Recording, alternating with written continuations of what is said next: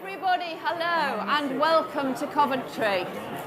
I know there are still people making their way up the stairs, the rickety stairs. We're all so excited at being in a group of people.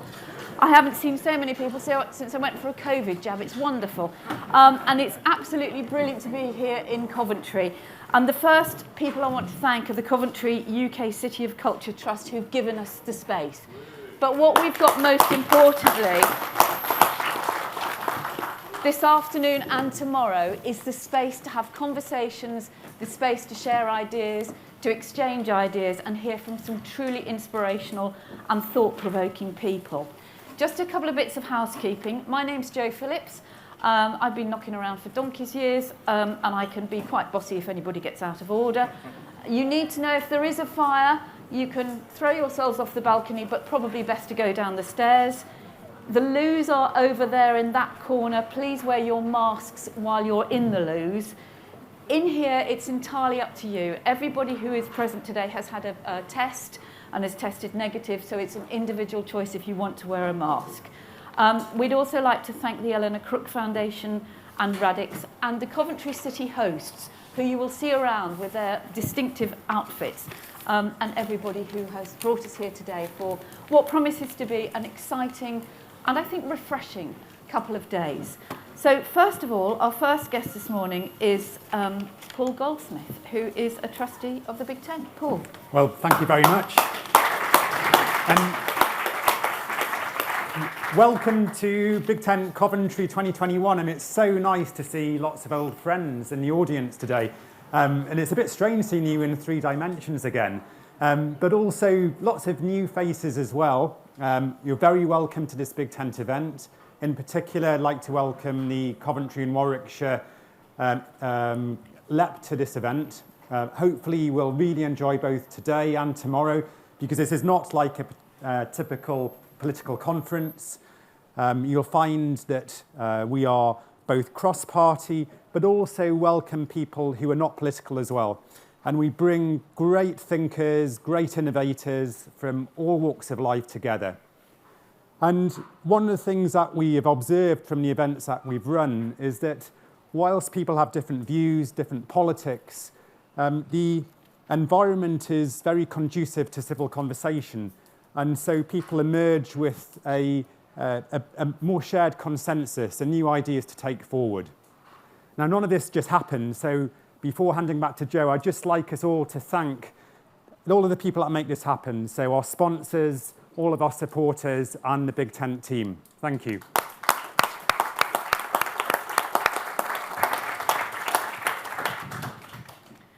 Thank you, Paul. So here we are in this wonderful city of Coventry. The theme of our event over the next this afternoon and tomorrow is Rebuilding Britain and lessons and opportunities from Coventry. It is the city of culture. It is a city of culture. It's also a city of reconciliation and change, and it was reborn after the devastation of World War II.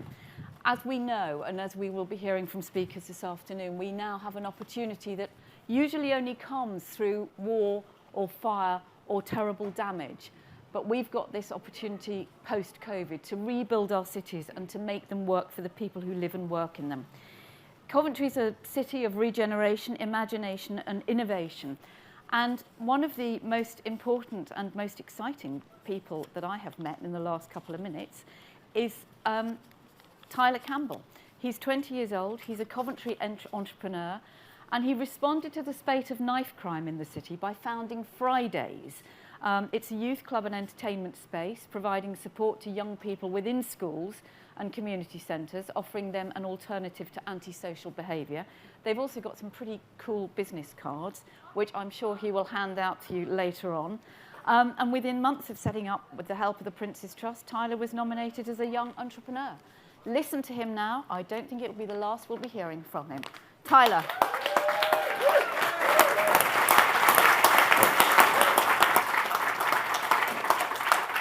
Thank you, everyone. Thank you, everyone. Hello, my name is Tyler Campbell. I'm 20 years old and the founder of Fridays Coventry. I'm also one of the 15 leaders on the City of Culture Leadership Programme. Fridays Coventry is a youth initiative I set up to prevent knife crime and gang violence and to also tackle antisocial behaviour to better young people's future in Coventry. Knife crime was increasing so much in 2019, it was such a scary place and a scary time, not only for me, but for young people, parents, communities, and for people in general. It was such a scary time, and with no spaces and no youth clubs, there had to be a solution. I chose to set up Fridays Coventry because due to family and friends that I knew who were affected to knife crime, they lost people who were their loved ones, and it was really bad. So I started as a nightclub for young people, but with educational purposes. So upstairs it was entertainment, and downstairs was education. Upstairs entertainment, we had the barbers giving free haircuts to young people. We had hairdressers, makeup artists, and loads of DJs, presenters, and entertainment activities. In the education side, we had the job interview techniques, we had CV writing, and different businesses were coming to promote what they did to better young people's future. We've also done many different events that's also had that entertainment and education aspect, such as a rapathon. 8 rappers in Coventry rapping continuously for 11 hours. It was a long day, but it was such a good day. We've also done lockdown love gifts, giving it to different gifts to loved ones in lockdown. We've done electric go-karts, which we've got coming out as well, and we've still got more to come. By doing Fridays, we had seen there was actually so much talent that was arising in Coventry, and we knew this was something that we had to keep going on. People knew this was a safe space to come to and a secure place that they could leave everything they had behind outside and leave the issues and come to Fridays and still better their future. You saw young people helping young people. One of our even volunteers to this day, called Taylor, he was caught trying to sell me drugs on the street. I talked to him, and he turned into a presenter. He's had many opportunities from Newsround and even BBC contact him. We've had Unique as well, a young girl in Coventry. She had so much mental health stress in lockdown, but she had talent of singing. So we took her to the Friday studio, and now she's got a song coming out on BBC. It's called Lockdown Love, and she's had many different opportunities to do with that as well. One of our biggest supporters in Fridays, he told his nephew to keep going to Fridays. On the way to Fridays, he actually, unfortunately, stabbed someone. Since then, he's been telling all young people, go to Fridays, stay on that positive right track. It's not a good way to be. This affects you because everyone in here knows a young person. No one wants to see a negative impact hit a young person and the really bad effects that happens, not just to the young person, but to the people outside of that, the families and the friends. This is our city, and we need to get that positive impact back into the city. We don't want a negative stigma of Coventry and what our youth is today. We want to bring safety to the young people and to people around in Coventry. What I need from you is the support and the help. There are 18 wards in Coventry. We want Fridays in every single ward in Coventry. We want to bring that safe space where people feel safe to come there, leave the issues outside, and have the opportunities to better their future. We want to spread more opportunities, and we need sustainable funding also to make what we do at Fridays long-lasting.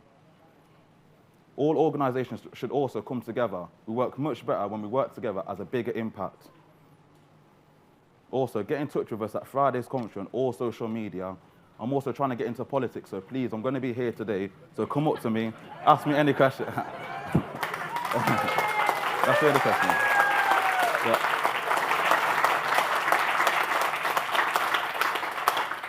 Come up to me, ask me any questions. I'm always going to be here. Like you said, big up to, thank you so much, Joe, as well, for the business cards, and thank you so much. Everyone have a great day. Thanks, Tyler. That was great.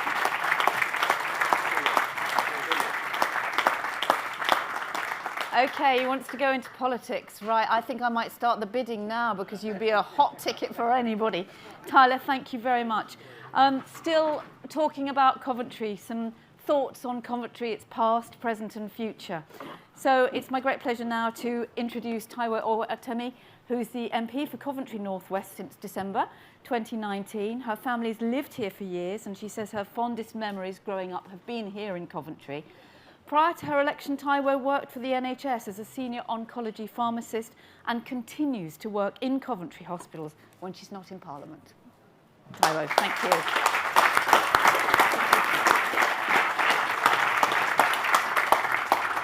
Hi everyone, and thank you, Joe, for that wonderful introduction. I'd like to start by thanking everyone for coming here today. It's a real pleasure to see all these faces here. I'd like to thank all my colleagues who are joining me in speaking today, and I'd like to say a big thanks to all the City of Culture volunteers for really making City of Culture a wonderful experience and for dedicating their time and their effort to ensure that everybody in Coventry and everyone across the country is able to share in such a unique experience. I also want to say thank you to Ben, to Georgie, to Annie, and to everyone in the Big Tent team who have come together to organise this, because it's not easy to organise an event where everybody meets all together, especially given the situation we've had in the past 18 months. So thank you for all your hard work. I'm thrilled to be participating here today, and over the next 2 days, it would help to provide a much-needed opportunity to come together in the spirit of non-partisanship and to put forward new policies, initiatives, and social technical vision for our future and shared community goals and values. I'm especially thrilled to be participating this year because we are in my city, my own city, Coventry, and I genuinely believe that Coventry is a city well suited to host this event because we are a city that has a spirit of non-partisanship and community values. This city and its people have a rich history of forging new political relationships and social ideals. Ideals not born of partisan agenda, but from an abiding belief that that it was the right thing to do. In the 18th century, almost 100 years ago, before it was outlawed nationally, Coventry was the first city in Britain to support the abolition of the slave trade. In the 19th century, Coventry became one of the early homes for the Chartist movement, and it was the vanguard for the fight for fairer national voting practices. And in the 20th century, Coventry was the birthplace of Britain's modern ecological politics. And this is the city that has never backed down from bold, egalitarian visions for the future, and I'm enormously proud to be one of its elected representatives here in Parliament today. As with politics, so with industry, Coventry would continue its legacy of leading the way of British technical innovation. In the 19th century, when the once dominated ribbon and watch factories of Coventry began to decline, Coventry bounced back to becoming the cradle of modern British transportational technology. First with bicycle manufacturing, and then later becoming the beating heart of Britain's automotive and aerospace sectors. Now, this is the city, once again, reaching industrial inflection point as we lead Britain in the future of green energy and transportational technology. This is the city that's working towards creating an all-electric bus fleet so that public transportation and green energy so that we lead Britain in a future of green energy and transportation technology. This is the city which is working towards creating, with the most charging points for electric vehicles per person, democratizing energy access for all of its residents. And excitingly, we are currently working towards building a gigafactory. This factory will produce the batteries and other essential parts of the hybrid and electrical vehicles that we are all increasingly using. This is the bold steps into the future of green manufacturing, which will help to secure thousands of new, highly skilled jobs and help to make sure that Coventry is the home of the European electrical vehicle production, securing Coventry's great legacy of being a world leader in cutting-edge technology. Now, we were the heart of Britain's first industrial revolution, and will continue to be the heart of the next one as well. Coventry will be at the helm of a cleaner, greener, industrial world.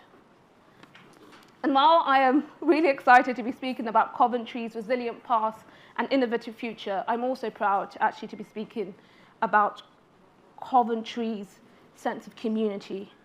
Coventry today is characterized not only by its resilience and innovation, but most importantly, by its compassion. To see evidence of this, we don't need to look any further than how Coventry responded over the past 18 months, bringing communities together. When people had every excuse to stay away from each other, communities in Coventry came together.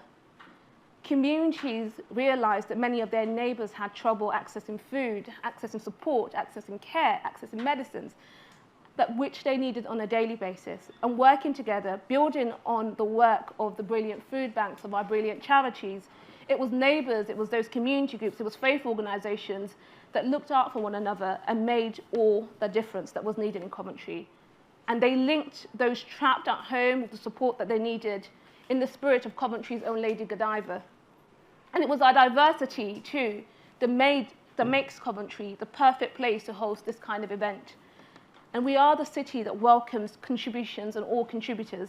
And not only are we a sanctuary city, but so much of our civic and social history is one of integration, tolerance, and inclusion. And I do hope that ideas that we hear over the next few days will produce some of the new thoughts on tough subjects and solutions to the challenges that we all face today. And I, for one, cannot wait to get started in this discussion. So thank you so much for having me here.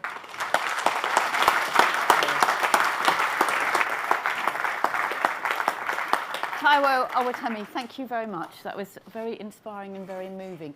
It's interesting, isn't it, that sense of connection and this feeling of community and this, I think, a real genuine pleasure, as Paul said, at seeing people in 3D instead of just on Zoom screens.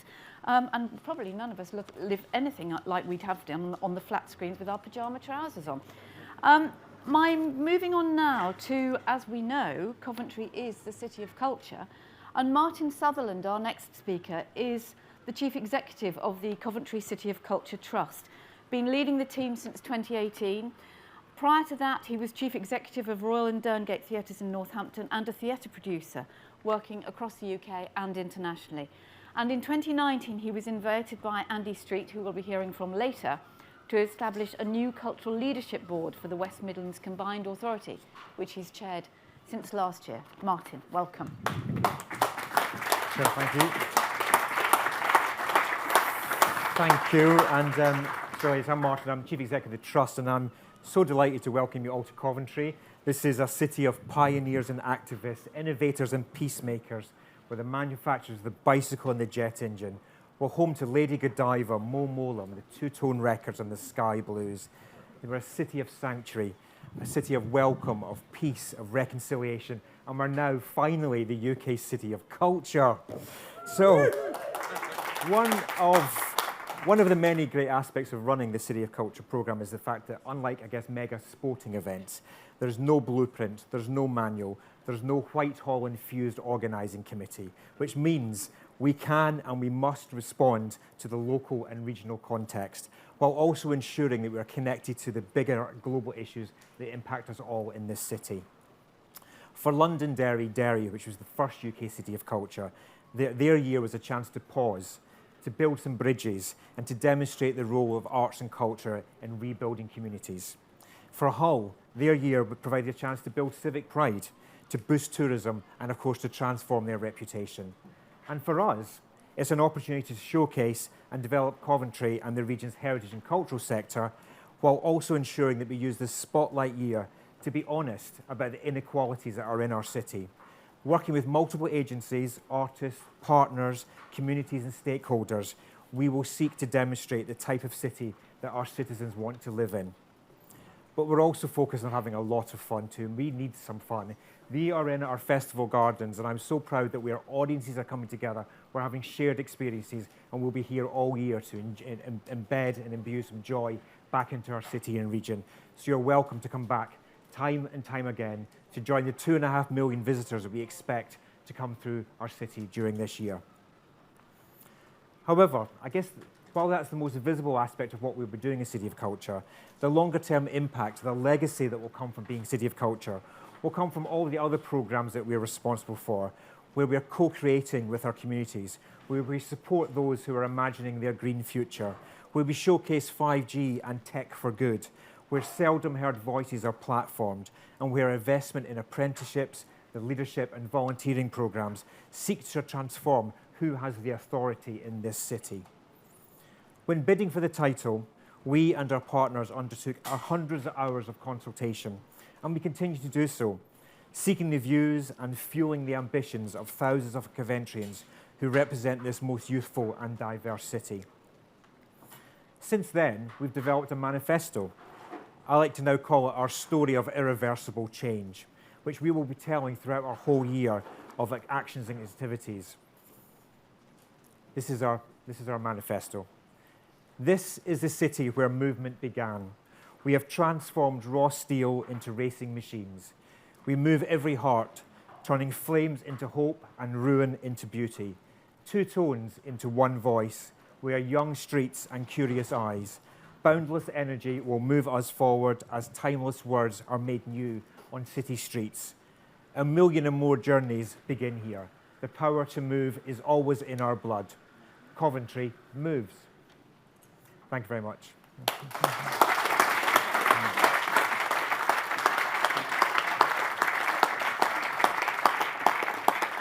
Martin, thank you. It's very exciting, isn't it, when you think about the watchmakers, the tiny, tiny mechanism that makes watches that was such a big industry in Coventry, and then moving on to the motor industry. And you look at the beautiful architecture, and I have to confess I have a slightly vested interest here. My son used to be a goldsmith and silversmith, and he was part of the team that restored the cross in the cathedral. So that was very nice to pop in and see that today. But it's absolutely amazing. What you've said, Martin, what everybody has said so far, this is not a city that sits still, is it? Everything is moving, and that energy, I hope we can all take home when we go back today or tomorrow. Let's move on to some more inspiring Coventry leaders. Now we're going to hear from Cory Barrett, who I think can't be with us in person, but is joining us by the magic of the media. Cory is a director and creative. He's passionate about clothes, styling, window dressing and visual merchandising, and his career's seen him in high-profile roles at Tiffany and Gap in New York, as well as Bally, Cos and Liberty in London. His passion has seen him travel the world and developing the skills he needed to set up his own company in 2018, CBGB Creative Industries. If you're there, Cory, we look forward to hearing from you.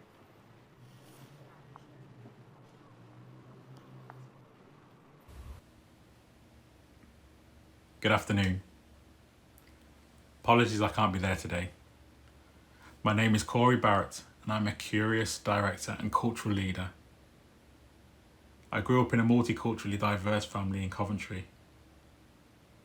My heritage wasn't forced upon me. I was just encouraged to live my life, integrating with my white, Asian and black friends. It was about fitting into the life that was created for me by my Jamaican family, settling in Coventry and adjusting to all that life had thrown at them. The way to survive was to evolve, and that's what they did. The Caribbean twang replaced now by the Midlands dialect, but still with a Jamaican twist. You see, I am from Coventry, but I am a global citizen. I love what the world has to offer and see opportunity in everything we do. I am inspired by the curiosity of my two children, and that drives me to want to create a curious environment for them to grow up in, full of wonder and creativity. My background is in design, but it's fashion retail where my career and experience was developed. Working for brands such as Topshop, Topman, Liberty, Cos, Bally, Gap and Tiffany in New York. Whether it was Coventry or my family pushing me to leave the city to pursue my career goals, I'm not sure, but I'm grateful that I did leave. Otherwise, I probably wouldn't be here now in this capacity. I don't want that for my children, to feel they have to leave a city of this size to fulfill their needs. Now, if they choose to is a different matter, and I will support and encourage them and their choices, just as my mum supported mine. Why am I on this stage in front of you after working in America, which I thought for me was my crowning moment? I was diagnosed with a chronic pain condition, which saw me crying in pain as I struggled to get out of bed in the morning, crying in pain in my office, crying in pain as I came home from work. I was unable to work to the level I expected of myself. I was unable to be the role model for my impressionable children and my supportive wife. So we made the tough choice to leave our life in New York, to be around my family, to gain additional support and to take the next step in our journey, hoping it was a positive one. This was a backward step for me, and my spiral continued downwards. Pain increased and my mental health plummeted. What the hell was I going to do in Coventry? How would I survive? How would we survive? It's through creative communities. One of those communities is where I met Mel and her Feel Good movement, who through her own struggles inspired me, motivated me and gave me a helping hand that I could get through the darkest personal moments that I've ever faced. It's one thing to lose your career, but also the very thing that makes you tick. It can be a very lonely place, and that's where I found myself. Nobody knows what goes on in their friend, neighbour or colleague's mind until it's too late. I am one of the lucky ones. I chose not to hide my chronic and physical mental illness. I opened up and connected with an entire network of creatives in a new way, showing that you just need to be a little more curious about what's going on in the world. Let's all try something new. The previous way of working has not worked. We need to encourage more Tylers, more Mels, myself even. That curiosity is still key and is part of the future. Stay curious, enjoy the rest of your day, and thank you. Cory Barrett, wow. And you can tell he's a visual merchandiser and a bit image conscious, because that looked a very good backdrop. We've seen an awful lot of people's nostrils over the last 18 months. And he actually saved me almost, went into the introduction to Melissa Smith. Mel, an illustrator, community organiser, City of Culture leader and co-founder of Street Art Strategy. And we heard Cory talk there, Melissa, about your passion for the healing benefits of creativity. And that's the driving force of your work. So let's hear more about it, please.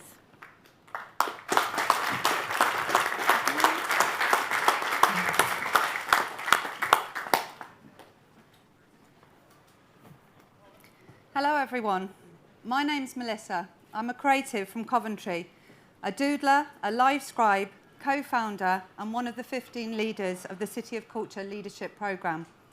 I also suffer from imposter syndrome, so if you know what I'm talking about, please raise your hand so I don't feel so alone up here. Thank you. My creative practice started as a solution to a life-changing event in 2014. Being diagnosed with a rare spinal condition knocked me off my feet. My active life stopped. Instead, my four walls confined me to my home. I only left to see doctors and have tests. It left me at rock bottom.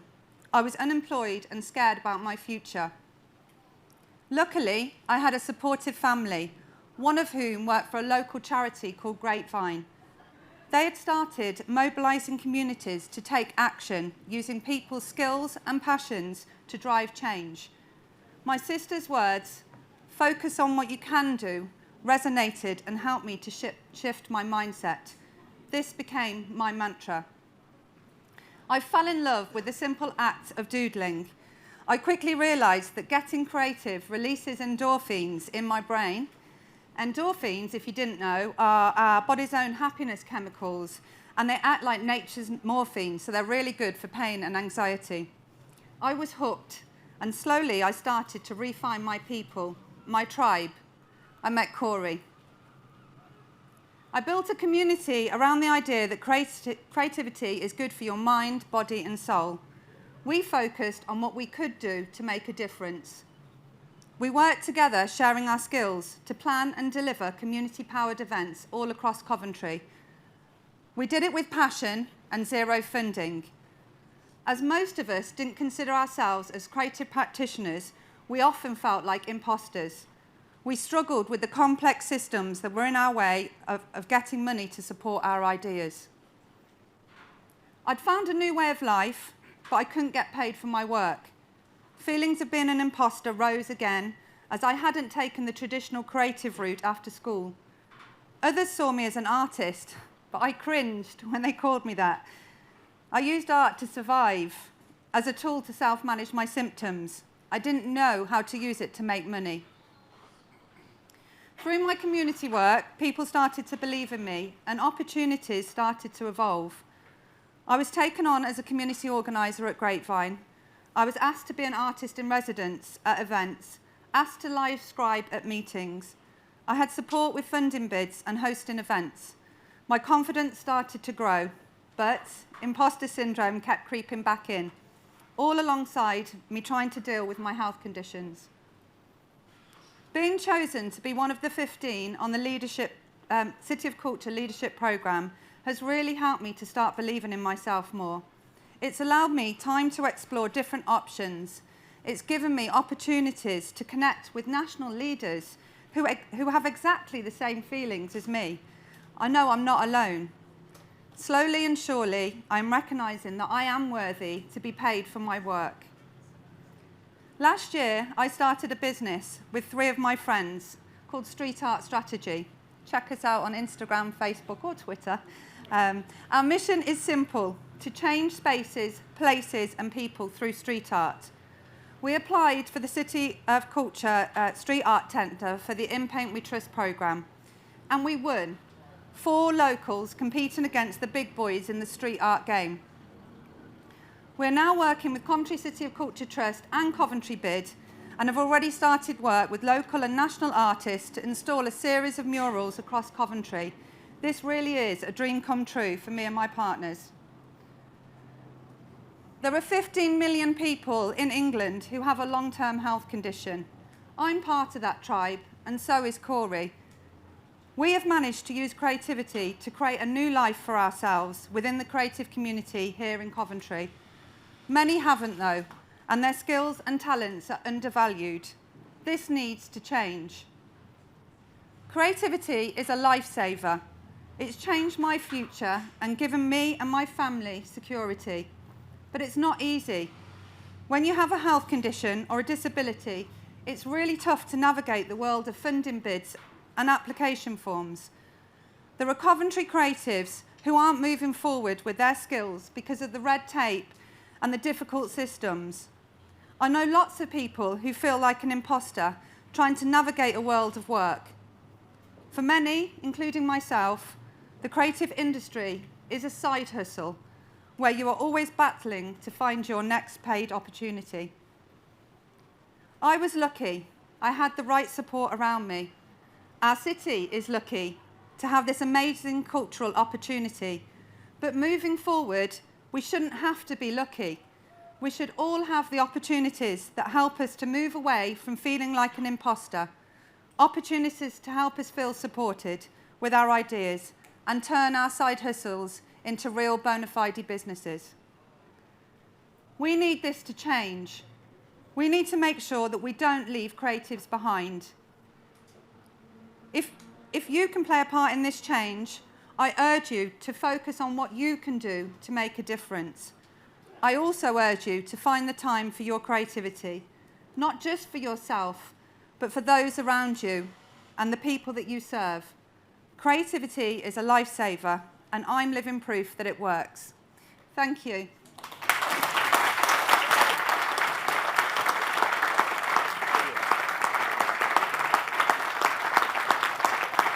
Thank you, Melissa. If you're enjoying this and you think you want to share this, please tweet hashtag BigTent21. And for people who can't join us, can't be here with us in Coventry, it is being streamed, so you can catch up with it later. But please tweet, because all of these people that we're hearing from today are inspirational and imaginative, and they deserve as much support as we can possibly give them. Now, we're moving on to Liam Byrne, who is the Labour MP for Birmingham Hodge Hill, Chair of the Global Parliamentary Network of the IMF and the World Bank, and William Gibbon Research Fellow at Nuffield College, Oxford. He's also got some very, very daring socks on, which you'll see in a minute. Former Cabinet Minister, Liam undertook some of the toughest jobs in the last Labour government at the Home Office in 10 Downing Street, where, as Chancellor of the Duchy of Lancaster, he coordinated cross-government programmes to combat the great financial crisis. Oh, that little thing, that was just a blip, wasn't it? As Chief Secretary to the Treasury, he designed Labour's fiscal consolidation strategy, and in opposition, Liam has served in a number of front-bench positions, chaired Labour's policy review, founded and chaired the all-party parliamentary group on inclusive growth, and served on the Council of Europe. Liam, a pleasure to have you here. Thank you very much indeed. Joe, thank you very much. So I can't tell you how great it is to see you all. I think for many of us as politicians, this is the first time we've gotten together in events like this outside the House of Commons, I think. So I should probably just let you into a little kind of secret anxiety of our trade, is that generally speaking, when we get nice invitations like this, the rule is to say yes. But we come along basically with this deep fear that no one else will be there. And so for me, it comes back to a moment back in 1985, which was the moment I first joined the Labour Party. I was 15 years old. And I joined and I got this strange call from someone who claimed to be the secretary of something called a branch. I don't know if you know what that is. I didn't know what it was. And he said, look, you're really young and you've joined the Labour Party. That is magnificent. You should come along to this big meeting that we're having tonight. And I thought it sounded, excellent. So I sort of said, okay, great, where is it? What's it going to be? And he sort of said, well, I probably better warn you, there's probably going to be a bit of a row. And of course, this was the Labour Party in the 1980s. And I think sort of sensing my insecurity, he then said, but don't worry. There'll then be a big song and probably a group hug. And at this stage, I think I was about to tear up my membership card and just sort of leave, go and spend my time with sane people. But being a polite young teenager, I sort of said, well, fine. What time is it? And when should I come? And he sort of said, well, it doesn't matter. It will just be me and you. So whenever we get to meetings like this, and it's more than kind of me and George, we're absolutely delighted. So look, we've started off on this theme of creative leadership, which is an absolutely core idea for the Big Tent.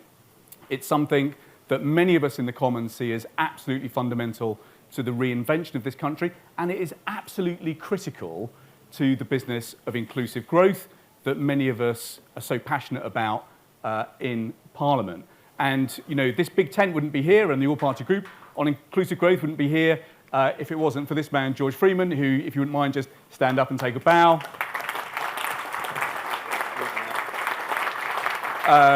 Thank you so much for helping make this happen and bring it together. So I bring fraternal greetings from the faraway land of Birmingham. And I'm here today as a Brummie to salute a place on earth that makes history by inventing the future. So it was last November that we celebrated, we mourned the 80th anniversary of Annihilation and a celebration of this place's unique capacity to pick itself up and reinvent itself. It was on the 14th of November, 1940. The sky was lit up with a full winter moon. And from France, a test technology, radio beams, were beamed out onto the crosshairs above the city to guide an elite path, an elite group of the Luftwaffe, who came, the first of 500 planes, to drop the bombs that lit the fires, that then guided the Luftwaffe's hell that night. Over the course of that night, 500 tons of high explosives, tens of thousands of incendiary bombs, 50 landmines were dropped on this city around us. Almost half of the 43,000 homes were destroyed.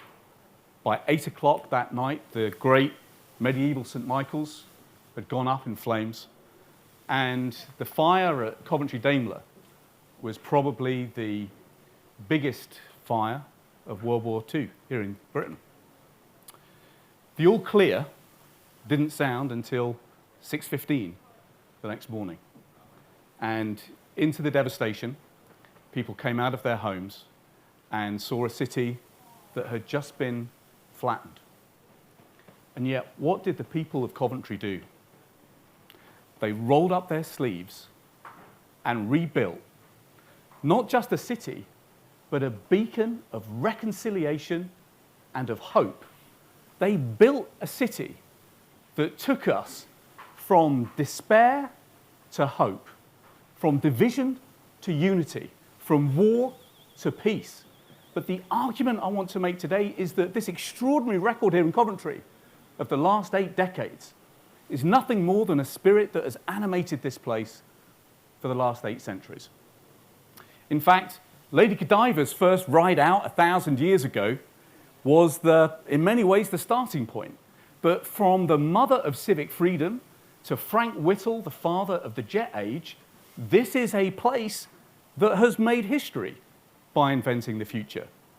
Now, Lady Godiva's naked ride got rid of the tolls, first created quite a lot of commercial freedom in here, and it wasn't long before there was profit in that. So in that age between Chaucer and Thomas Gresham, the first commercial revolution in this country, we took back control of the fleet and finance business from the Dutch and the Italians, and we became one of the great powerhouses of medieval Europe. And do you know what? Coventry was absolutely front and centre of that powerhouse. By the time that we built St Mary's Hall here in the 1500s, Coventry was the 4th, 5th richest city in the country. But then when the Industrial Revolution came, Coventry did it again. First, the extraordinary ribbon trade, 300 factories in the homes and factories around here, the estates around here. Then it moved on to watchmaking. Then as the auto industry took shape, it was here in Coventry, in places like Daimler, in places like Roots, Chrysler, Jaguar, Peugeot. At that time, you know, Britain was the 2nd biggest automaker in the world. And Coventry, once again, was at the heart of the action. For 8 centuries, this place has made history by inventing the future. So, now the challenge for Coventry is to do it again. There are now 10,500 days between our emergence from the pandemic to the goals of the Paris Climate Agreement. We no longer now live in an era of change. This is now a change of era.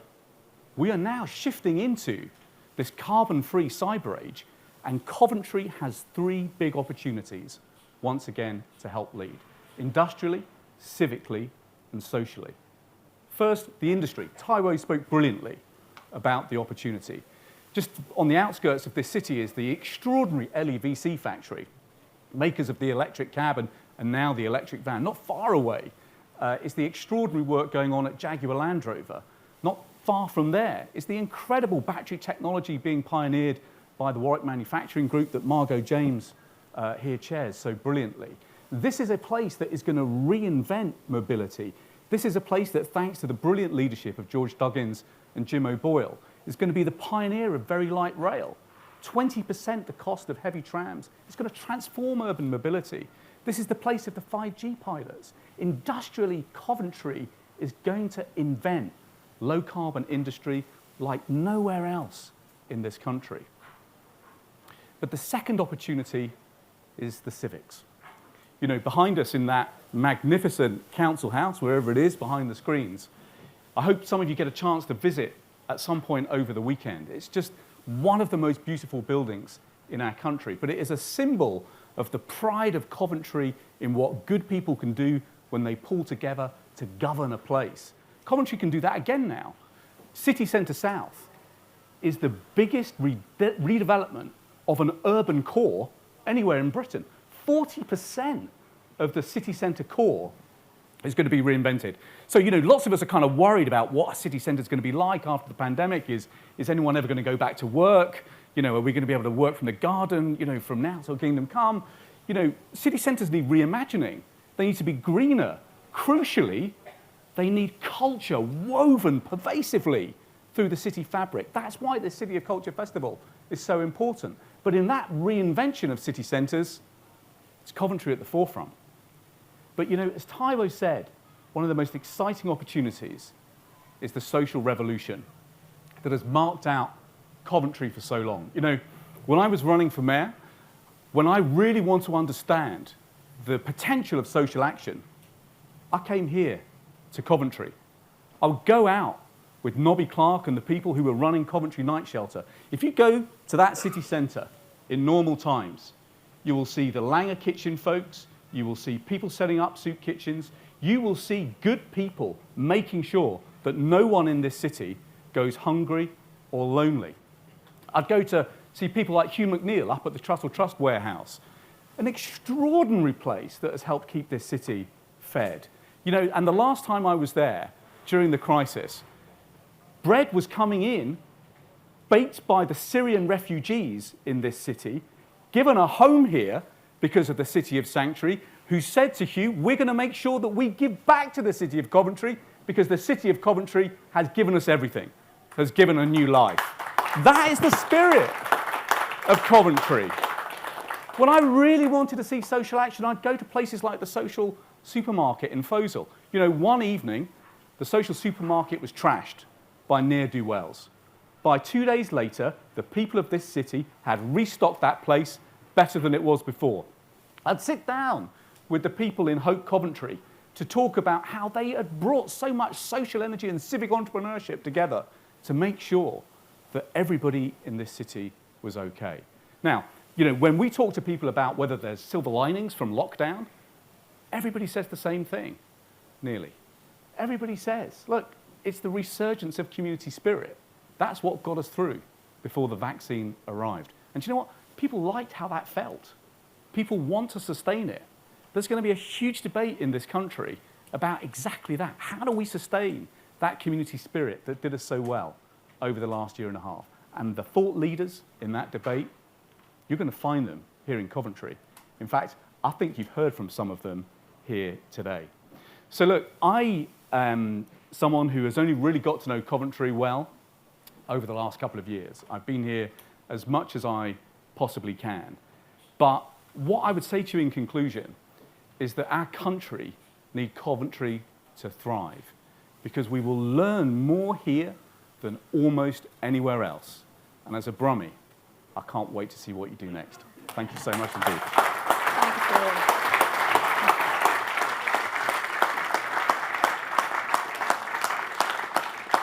you. Liam, thank you so much.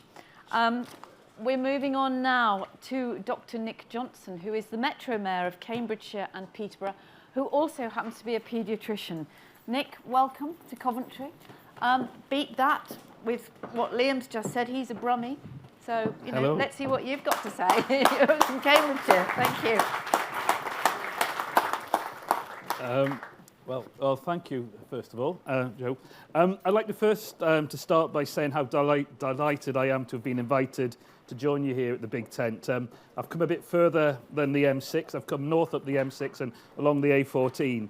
But I think this event sort of demonstrates just why sharing the ideas and you know, how much is important to leave those across the regional boundaries and political spectrum is very powerful. For those who don't know me, I'm sorry, I'm still quite new to this and probably a little bit overdressed from looking around the room. Only about just over 2 months ago, I was a frontline NHS doctor, children's doctor. In fact, I still am. I work a day a week on Tuesdays. But I like to think I'm bringing a new dimension to politics, local politics, and hopefully with the messaging that I've got to national politics. Simply, I've been known as Dr. Nick for almost 30 years, but now I'm having to get used to the idea of Mayor Dr. Nick. Perhaps unsurprisingly, I'm very passionate about public service, and above all, public health.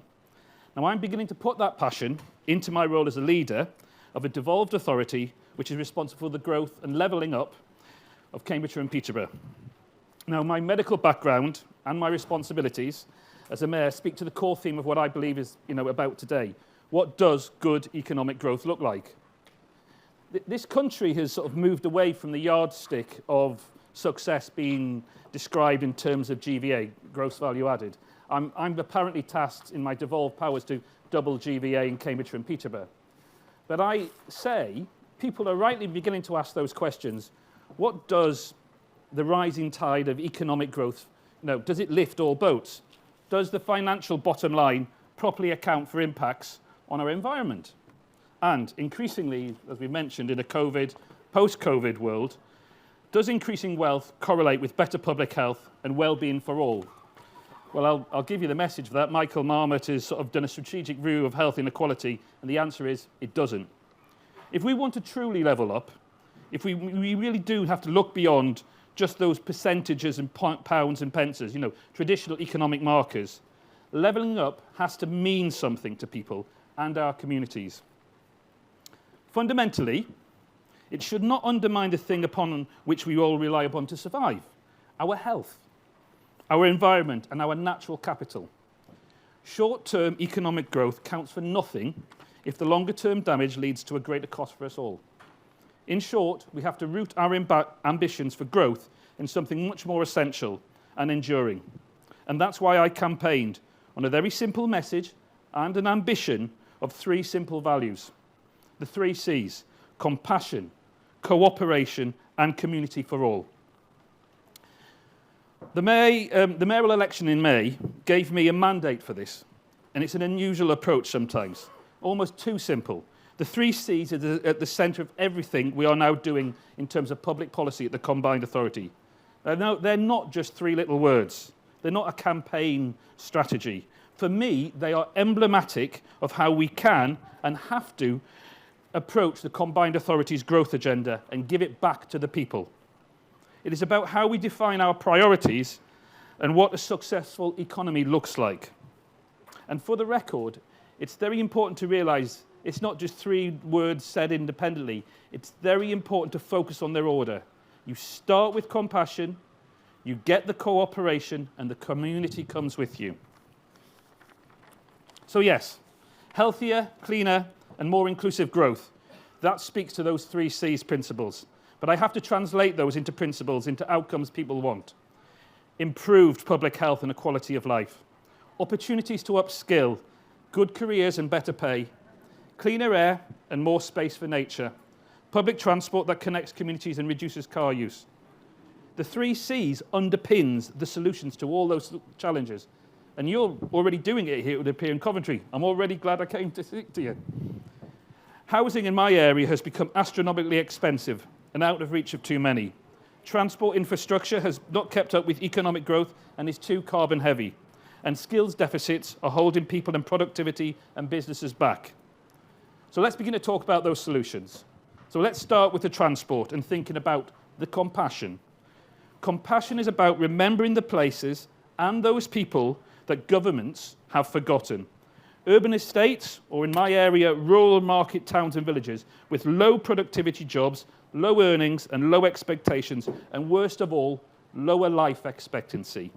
It cannot be right that on a Tuesday, when then I go into work, I deal with a child, I talk about their asthma, I put an asthma plan together, I look at their postcode, and I think, what are the chances of the success of this happening? Simply, your postcode should not be a health warning. Connectivity is essential, and if you want more people to share in the prosperity of our region. So we in Cambridgeshire and Peterborough are working at pace to get an ambitious franchising plan to transform our public transport. And as well, I've also begun public engagement on road improvements in St Ives, Wisbech and March. These are places a long way from here, but I would invite you to visit them. I want to help those left behind places. They need a lot of catching up. Basically, I don't want the people of Fenland Towns and Peterborough City waiting at a bus stop. Now we move on to that cooperation. We're working with our transport colleagues, including Greater Cambridgeshire Partnership, the East West Rail, together with a welcome news of funding for new stations in Cambridge South. We've got a truly region-wide inclusive transport focus. And I'm already looking at some of the ideas that you're developing here to see if we can bring them to Cambridgeshire and Peterborough. I'm going to move on to housing. In Cambridge, housing prices are well over 10 times the average wage. And then people have been forced out of their communities in which they work and call home in search of less expensive areas. Yeah, that leads to long commutes, more congestion, and poorer quality of life. That public health and environmental implications of a housing crisis are already clear. So, as a third pillar of our work, I'm focused on supporting businesses and giving people the skills they need to transform their careers. As an NHS doctor working in Cambridgeshire, it is absolutely thrilling for me to see the continued breakthroughs around life sciences and the medical tech centre. What happens in Cambridge and Peterborough makes a real difference to our lives. It was AstraZeneca, who have headquarters in Buzzing, Cambridgeshire. They delivered, alongside with the group in Oxford, a COVID-19 vaccine faster than many of us would have hoped to dream. Now, as someone who actually has worked in vaccine research, I took a particular interest in that work, and I do say with a bit of pride, there is a paper out there with the name Professor Andrew Pollard, but I'm the first name on it. So just, I have done my downtime. Now, we need to leverage the power of the Cambridge economic phenomenon. It is actually a centre of positive growth, and it does push out to the rest of the country. And we want to spread the dynamic innovation base to our areas, to the north of our areas, Peterborough and the Fens. And we're looking to improve opportunity for people and businesses, tackling those inequalities and improving productivity.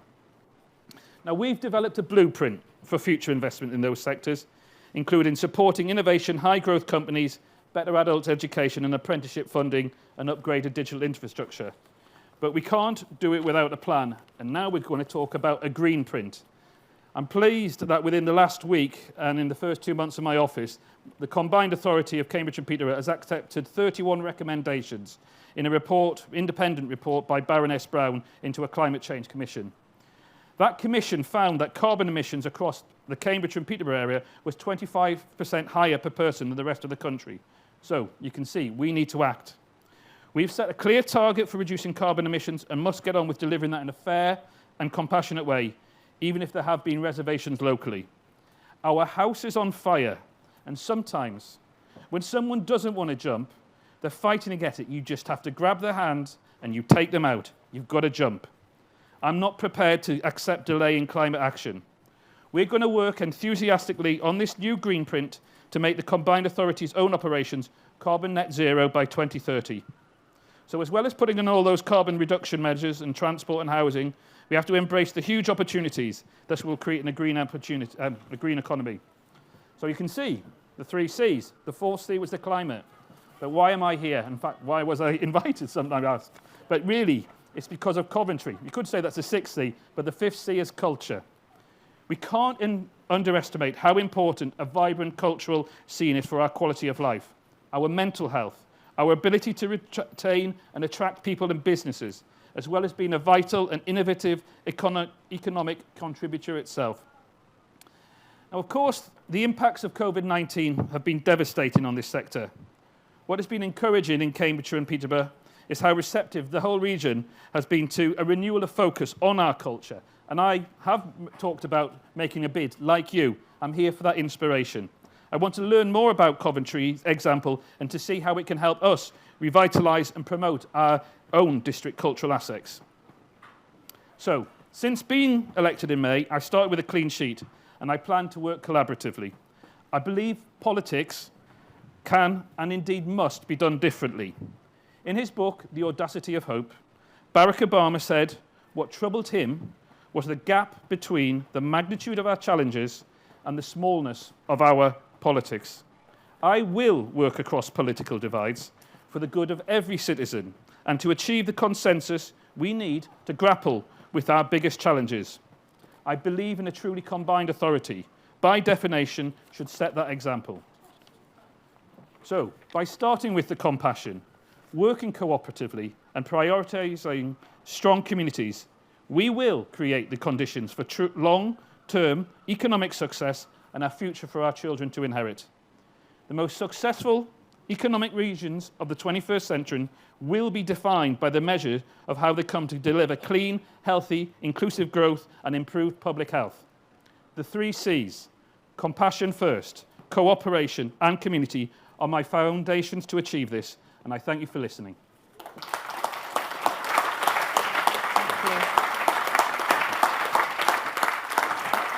Thank you, Dr. Nick. Now, you did a very good job and saved me, but I'm just going to trail ahead a little bit to Saturday, tomorrow, because as Nick just talked about, the healthier, cleaner, greener and more connected growth is actually the whole blueprint of tomorrow's conversation. So if you're here for tomorrow, you'll have a lot of fun listening to those sessions. If you're only here for today, please tweet Big Tent 21. Now, we are moving on to our final speaker in this particular slot, another inspirational Coventry leader.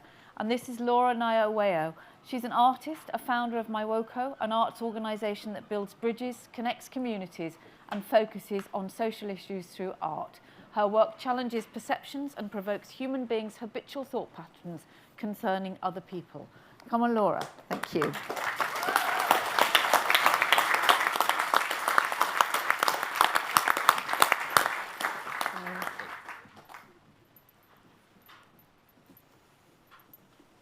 Okay. Yeah. Thank you, Joe. It's good to be here. Yeah. Start with this. No, I will not apologize. Does it offend you? Don't clip my wings. Category this, category that, ethnicity, blackness, whiteness, colorless. Don't clip my wings. I have no desire to fit in, no apologies. Born to be free, born to be me, born to thrive, not strive. Don't clip my wings. Category A, category B, ability, disability. I was born to be free, born to be me. I have no desire to fit in. I am me. For this, I will not apologize.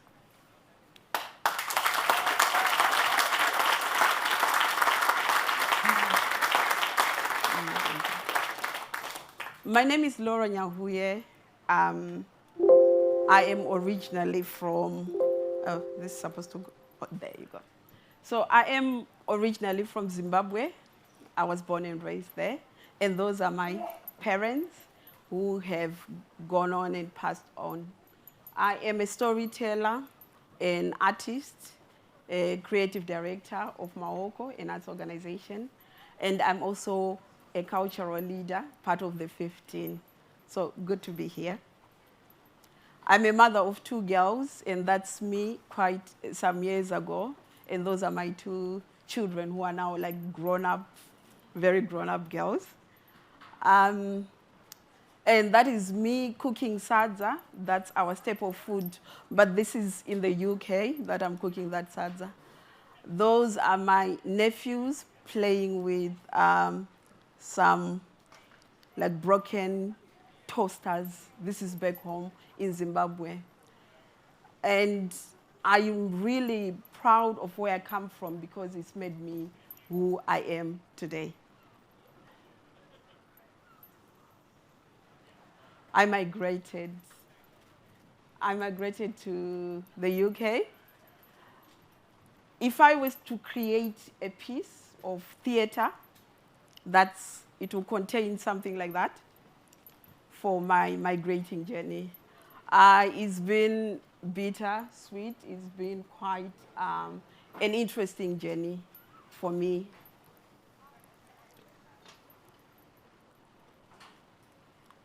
I became a black woman when I moved to the UK. I became so... There was a lot of focus on my skin. And I remember sitting in class one day, like I studied art, it was in rugby, and one of the students, it was a class that was filled with white people, and this is not something that I was focused on. And she said, "Oh, Laura, how does it feel to be the only black person in this class?" I was like, oh my gosh, because this is not how I was raised. I was raised to see more. So that became a theme. I later on had my daughter, who is now 15. This is my second daughter. She was born here. The stories she comes home with are quite interesting, being called a monkey, being called names. It's like, oh my gosh, there's a lot of noise out here. You're a migrant, you are black, you are all these things. And then we talk about young people, really. So that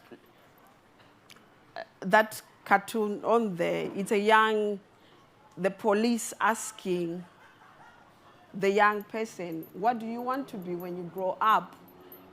And they say, alive. It just makes you wonder what sort of, culture we are creating. Yeah. So the challenges of migrating for me really led me to, it inspired me as an artist. It also made me want to really, really understand what is a migrant and the dictionary, that's what it says there on screen. But for me, I had to create the definition for myself, tapping into my heritage, tapping into who I am, tapping into my faith. And I came to this conclusion that a migrant is a risk taker, a visionary, an individual who is willing to take that leap of faith, to partake in whatever is on the other side. It's an individual who has the conviction that there is more. They are bold, courageous, and resilient. There are so many things that cause humans to migrate. Some of them are very intense, intensely said. However, there's a lot of courage that is underneath that bold step to go to the other side of the world. I believe that I came bearing gifts. When I moved from Zimbabwe into the UK, I came bearing gifts, gifts of creativity, gifts of a certain way of thinking, a different way of looking at things. However, it is the landscape that can really swallow that up and take it away. One can become depressed. But the thing is, if you look at that screen, these are my interests. I am an artist who's very passionate of storytelling, who's very passionate about culture, who's very passionate about conversations, and I have the belief that when it comes together, something amazing is bound to happen. And these are examples of some of my work as an artist. I also have this booklet that is downstairs that you can collect downstairs on the table. It will show you some examples of the work that I do. So in that navigating of life as a migrant woman, certain things came up. It's to do with what is the future going to look like for my children? What is the future going to look like for all these generations of people who have migrated? And that really led the organization that I founded, Maoko. It's an art organization that uses art as a platform to talk about social issues. It uses art as a vehicle to really challenge perceptions, to start up those conversations that seem to be very difficult and very uncomfortable. It's an organization that works with young people to raise their platforms. Those young people who are labeled maybe not visible, but actually they are visible. All we need to do is to bring in a bit of work to bring them to the platforms like these ones, to talk, to share their vision. And that is what we are about as an organization. If you have a look on there, we work with young people, very passionate about women and what they have and how much women can really bring change, because we carry so much inside of us. We are the thermostat of communities. Storytelling is quite a very central point in the organization. This is an example of us gathering, taking up space, transforming spaces. It's a mix of women from different backgrounds. It's a recent event that we had. And this is another example of an event, Black Future. It was looking at, it happened in 2020 during COVID, but there was a time that theaters opened up.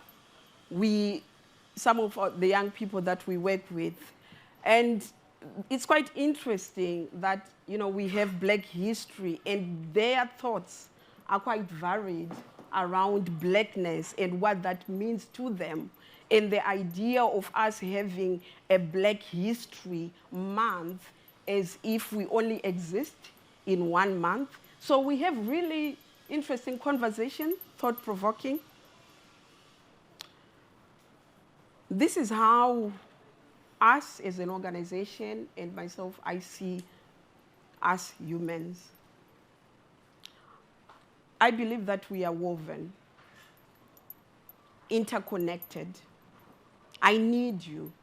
You need me. We are woven. Come, let's cross borders together. Climb and move mountains together. Come, let's gather together, talk it out, laugh together. Let's eat together. I taste your dish. You taste mine. Woven, mother, father, daughter. Woven, neighbor, community. Woven, migrant, citizen, refugee, asylum seeker. Woven, each thread counts. We are a tapestry of cultures. Thank you.